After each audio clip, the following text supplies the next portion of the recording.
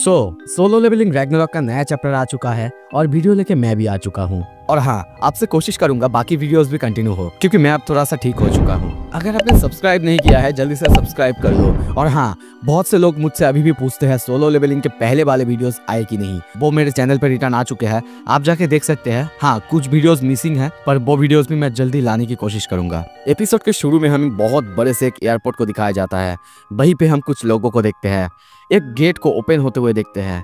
कोई कहता है ये बहुत ज्यादा खतरनाक लग रहा है, इसके मैजिक पावर से लग रहा है ये गेट से सब कुछ जल्दी ही बाहर आने वाला है। हमने जल्दी इस गेट को तबाह नहीं किया तो फिर हो सकता है बहुत जल्द इसके अंदर से मॉन्स्टर डेंजर ब्रेक होके बाहर आ जाए। दूसरा बंदा कहता है अगर ऐसी बात है तो फिर यहाँ पे एयरपोर्ट की हालत बहुत ज्यादा खराब होने वाला है। पर तभी वो लोग पीछे घूमते हैं, उनकी आंखों में हम पीले रोशनी ग्लो होते हुए देखते हैं, मतलब ये लोग भी एपोस्टाइल के कंट्रोल में हैं।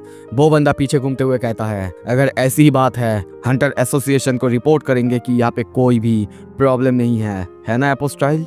वहीं पे हम वही एपोस्टाइल यानी वही बच्चे को देखते हैं। वो उसकी बात सुन के वहाँ पे देखने लगता है, पर तभी उसी गेट पे देखते हैं वहाँ से मॉन्स्टर बाहर आने लगते हैं। और तभी या तो हमें यह पास्ट की सीन दिखाया जा रहा है या फिर वही नरेट करता है। वो बताता है क्रिएशंस उनको क्रिएटर द्वारा बनाया जाता है ताकि वो क्रिएटर की विश पूरी कर सके। अगर हमारा क्रिएटर बोर होता है तो फिर हम आपस में ही उनके लिए फाइट करते हैं, लड़ते हैं, मरते हैं। अगर हमारा क्रिएटर कुछ भी चाहता है तो फिर चाहे कुछ भी हो जाए, कुछ भी करना पड़े, हम वो चीज़ उनके लिए ला देते हैं। और हमारे एग्जिस्ट करने का वही एक तो रीज़न है ताकि हम उनकी सेवा कर पाए। पर एक दिन द क्रिएटर यानी भगवान ने कहा मेरे जैसा एक गॉड जो कि और एक डायमेंशन का है वो मर चुका है। वो उसी कप ऑफ रिइंकार्नेशन को देते हुए कहता है इसे ले जाओ और वो दुनिया जिसका कि अब कोई मास्टर नहीं है वो मुझे ला के दो। हमने हमारी भगवान की ऑर्डर को फॉलो किया है और जितने भी उनके बिलीवर्स थे हमारे दुनिया में उनको एक साथ गैदर कराया। वहाँ पे हम लोग बहुत सारे भगवान की दूत जो कि वहाँ पे एक साथ इकट्ठे हुए थे। वो कहता है हमारी आर्मी उस दुनिया के लिए निकल चुकी थी जिस दुनिया ने अपनी मास्टर को ही खो दिया है। पर इतने सारे सोल्जर्स को एक साथ ट्रांसपोर्ट करने के लिए ऐसी एनर्जी चाहिए थी जो कि हमारी इमेजिनेशन के भी पार था। जो डायमेंशनल पासवे था वो बहुत ज़्यादा नैरो था, जो कि इतने लार्ज अमाउंट एनर्जी को एक साथ पकड़ के नहीं रख पाया। इसी वजह से द आर्मी ऑफ गॉड को बहुत समय लगा उसी डायमेंशनल पासवे को पार करते हुए।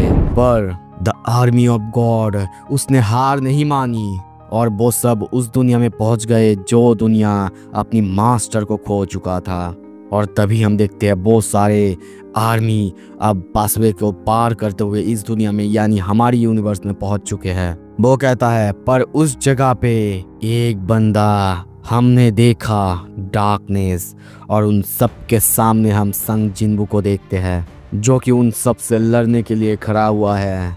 वो नरेट करता है एक ऐसी पिच ब्लैक डार्कनेस जो कि हम कभी भूल नहीं सकते, जिसके अंदर बहुत ज़्यादा गहराई है। तभी संग जिन्बू को देखते हैं, वो कहता है अराइज, और ये कहते ही उसकी आर्मी भी जाग उठता है। उन सारे दूतों को या फिर गॉड की आर्मी को देखते हैं जो कि एक पोर्टल के अंदर खींचे चले जाते हैं। कुछ ही देर बाद हम उन सबको स्पेस में कहीं और देखते हैं। अब संग जिन्बू की आर्मी और इन सारे गॉड की आर्मियों के बीच फाइट शुरू होता है। वो एपोस्टाइल नरेट करता है द डार्कनेस और इसके सारे आर्मी, इनके पास ट्रेमेंडियस ताकत था। संग जिन्बू को हम सबको एक एक करके मारते हुए देखते हैं। वो नरेट करता है द डार्कनेस ये बहुत ज़्यादा डरावना था कई मायनों में। अगर द गॉड ऑफ आर्मीज उससे लड़ते, डार्कनेस से लड़ते और लड़ते हुए मर जाते तो फिर वो डार्कनेस उसे उन सबको अपनी आर्मी में तब्दील कर लेता और खुद उनसे ही हमें मरवाता। ये फाइट जितनी देर चलता उसकी ताकत उतनी ही देर बढ़ता जाता।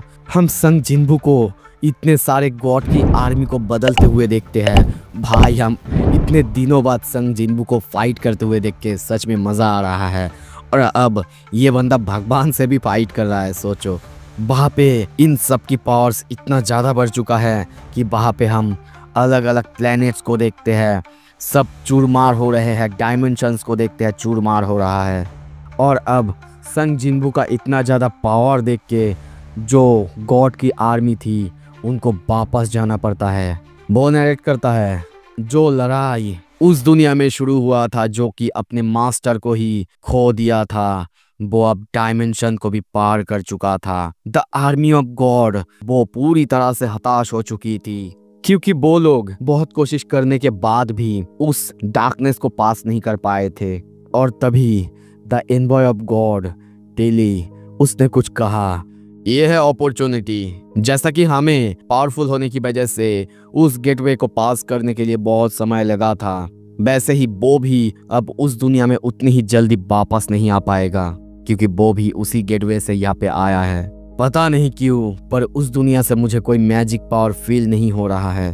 तो फिर अगर हम लोग मिस्ट बांड की यूज करें तो फिर हम उस दुनिया को अंदर से खत्म कर सकते हैं। तभी हमें थोड़ा सा मिस्ट बांड के बारे में बताया जाता है जो कि लोएस्ट रैंक बिलीवर्स है। ओके, इस दुनिया में जो कि मिस्ट बांड है दरअसल वो बिलीवर्स है गॉड के, यानी दूसरे दुनिया के गॉड के बिलीवर्स है। उनको डिस्ट्रॉय किया गया था और फायर ऑफ फेथ के द्वारा जलाया गया था। हाँ, हो सकता है वो लोग कमजोर, पर उनके जो ताकत है वो उनके लिए बहुत फेटल हो सकता है, जो कि बहुत ज़्यादा कमज़ोर है या फिर जिनके पास मैजिक पावर्स नहीं है। और उनके काटने से या फिर उनके अपने फेथ को फैलाने से जिनके पास मैजिक नहीं है उनके अंदर भी फेथ आएगा और भगवान की बिलीवर्स बढ़ जाएंगे। जैसे कि नॉर्मली हमारे दुनिया में होता है, भगवान की बिलीवर्स बढ़ते हैं, बिल्कुल ऐसे ही यहाँ पे वो लोग काम करना चाहते हैं।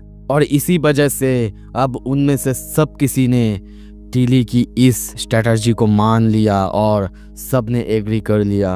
और अब टीली अपने एबिलिटी को यूज करा और अपने आप को 5 अलग अलग फ्रेगमेंट में बांट लिया और उसके बाद अपनी सबसे कमजोर फ्रेगमेंट को मिस्ट बांड के साथ इस दुनिया में भेज दिया जिसका कि कोई मास्टर नहीं है।